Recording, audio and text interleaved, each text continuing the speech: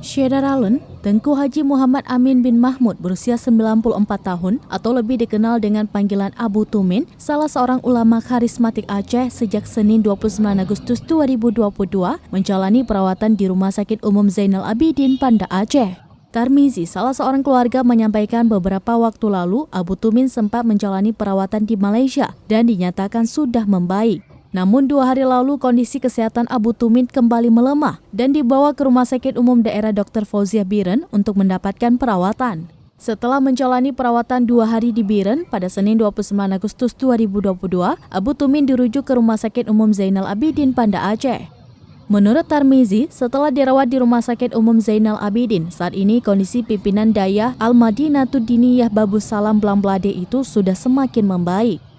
Pada Selasa hari ini sekitar pukul 9.30 waktu Indonesia bagian Barat, PJ Bupati Biren, Aulia Sofian bersama sejumlah pejabat menjenguk Abu yang sedang terbaring di rumah sakit.